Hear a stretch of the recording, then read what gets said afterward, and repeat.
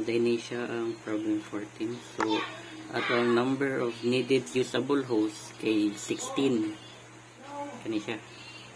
And atong network address kay 200.10.10.0. So, mao ni siya atong given. And this, mao ni siya ato ang kuan pangitaon. Since yan, zero naman yun ako sulatan. Daan. Ako na ipakita sa inyo kung unsaon ni siya pag-solve. So, first is ato ang address class. So ang pagkuha nato sa address class kay inanin ni siya. So, ang class A is 1 to 7. Ang class B kay 128 to 191. And class C is 192 to 223. So, since ang ato ang network address array kay 200, nabilong siya dire sa class C. Ito nabilong sa class C. So, magamit tag atong subnet mask kay dapat class C siya. So, nakuha na nato ang ato ang address class which is ang C. Manataan na nga question. So, next is ato ang default subnet mask. Since class C man ta, atong kuhaon ang kaning 255.255.255.0. So, since class C man, dapat inanay 1, 2, 3, 4, 5, 6, 7, 8. 1, 2, 3, 4, 5, 6, 7, 8. 1, 2, 3, 4, 5, 6, 7, 8. So, class C na ni siya. Na-array, the rest kay 0 na sila dito. 4, 5, 6, 7. So, gap pa na to. 8, 16, 24. So, nakuha na to ang default subnet mask na 255.255.255.0. So, next is ang custom subnet mask. So, ang pagkuha ani kay since 16 gali atong gipangita. There is a last part. Okay. So, kung maglibog ka nganong nakakuha og 16, ang 16 is given na siya daan dire. Mao man given na gihatag daan sa to para makasolve ta. So, 16 dito na itong 16, 64, 32, 16. So, na-dire na port ang 16 na to. So, kung ato na siyang pangitaw na itong custom subnet mask, ang kaning wala na bilong aring side kay ato siya i-on. So, imbes 0 ni siya, may mo na siya 1. Ay, kuan 1, 2, 3, 4, 5, 6, 7, 8. Silbi sa 4th octet na ni siya. May mo na siya 1, 1, 1, 0, 0, 0, 0, 0. May mo na siya kinani. So, 8, 16, 24, nya 27. So, mahimo siya kuan /27. O gato na siyang i-add which is kuan 255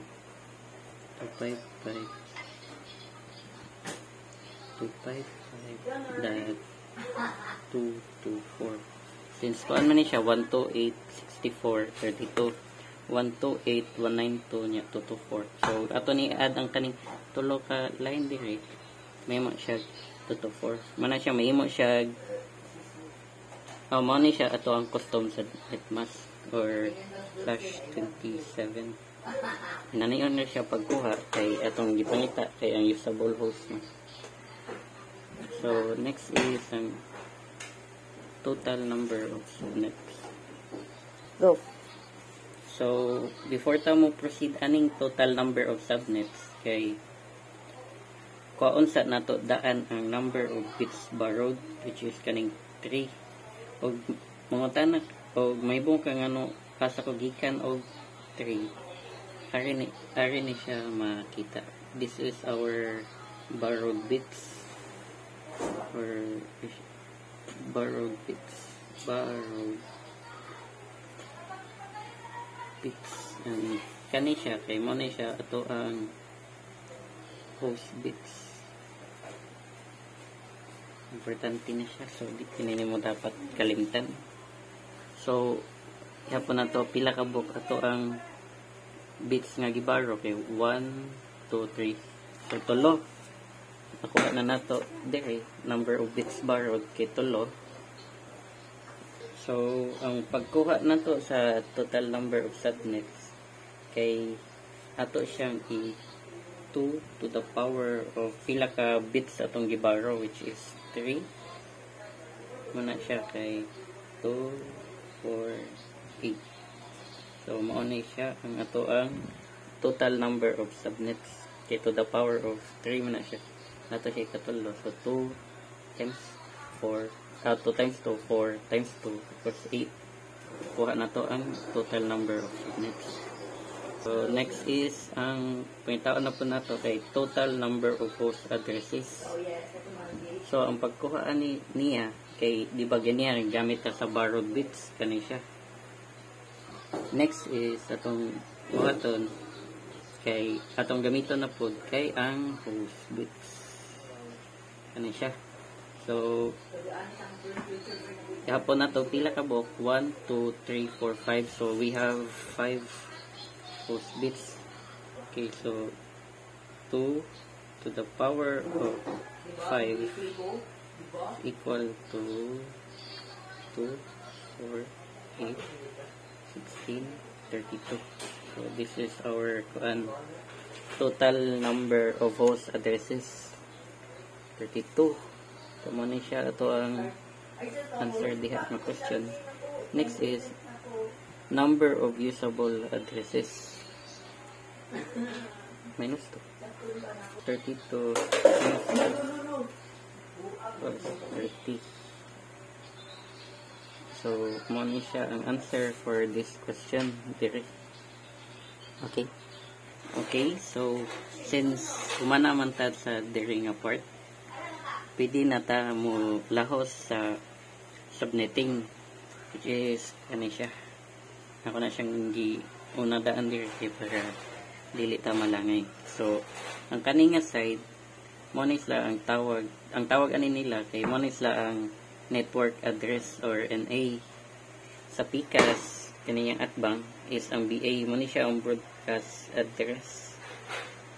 So mo tanak giun sa ninako kay ang una kay one atong default which is 2.0 nya atong pangitaon man kay what is the 7th subnet range. So first kay atong hibaw-an og pila ato ang layat sa ato ang host address array kani total number of host addresses kay 32. So mo jump ta every kuan nato subnet nato kay mo jump tag 32 64 96 128 160 192 ug 224. So ato sa ni siyang i-solve daan. So 63 95 127 159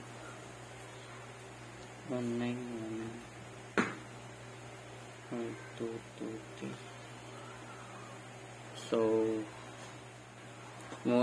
So atong i-explain niyo giyon sa ni nato diri nga site.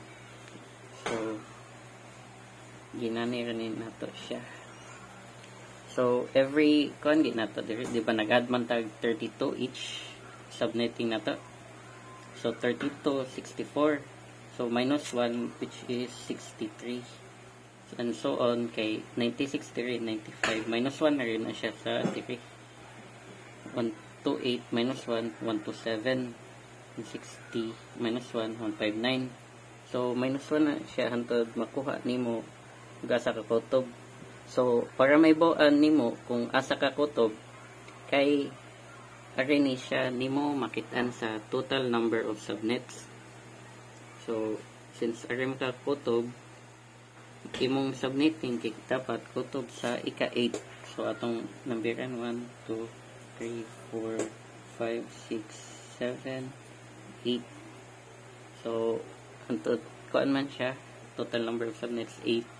Dapat ka 8 ta mag subnet mo na ato ang range sa tong subnetting niya gipangayo. So atong first question is what is the 7th subnet range? So ika 7 mo na siya ato ang ika 7 so, ato siyang i-klaro.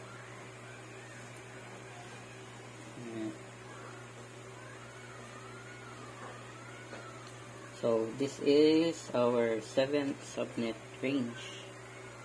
Parang baksan na lang natin para maklaro. So this is our 7th subnet range. Muna siya atong wait para makuha na to day ang subnet range kay ato pa na siyang i plus 1 minus 1 santa kong. So 200 at 10 at 10 at 1 minus 3 200 at 10 at 10 at 2 2 2. So atong gibuhat diri kay ato ra na siyang gi plus 1 o minus 1. Okay, kay nag plus 1 ta diri imbes 192 ato siyang giadag usa mo na siyang 193 ang gawas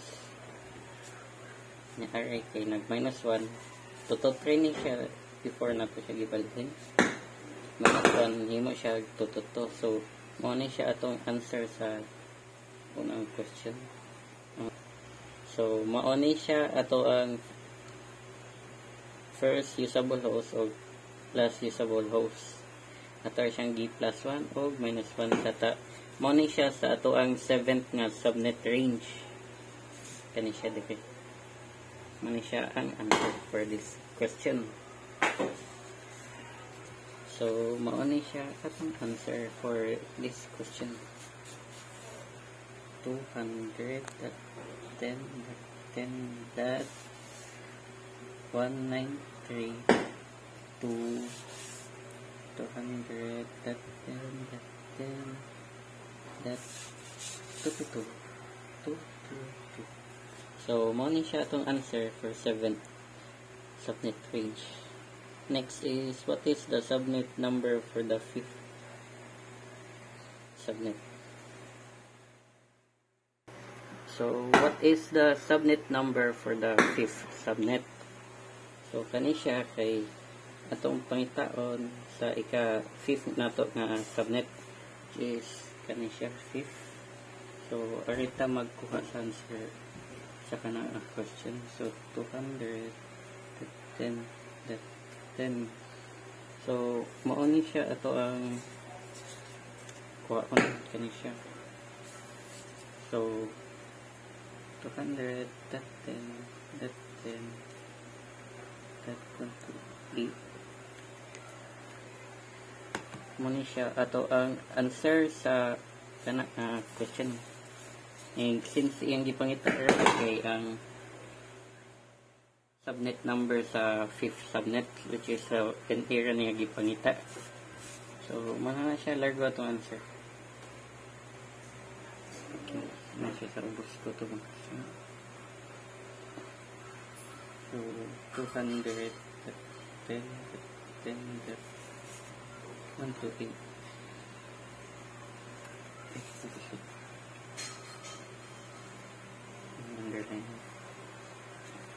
Next is what is the subnet broadcast address for the 4th subnet? So ikaupat na pud nga subnet na to ang gipangita. Pero lahi ni siya kaysa sa katong nagunang nga question. Since yung gipangita ron subnet number lahos siya kay katong una kay nangita ra diri sa NA.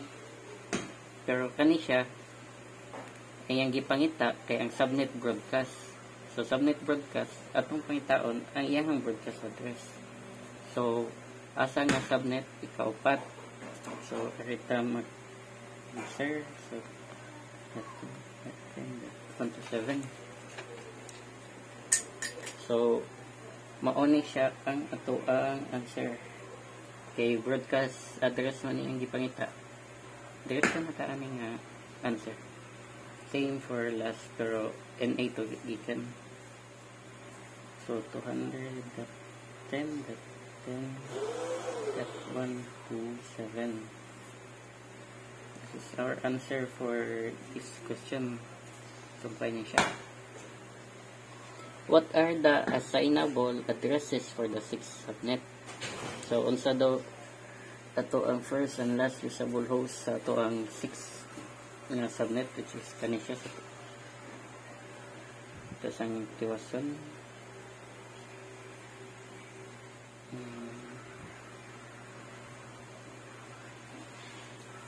So ang pagkuha na to ani kay same sa first question. Ito siyang gamitan for first and last usable host, which is plus 1 minus 1. So array siya kay 160. Kani siya 160. Ato lang ni diretso.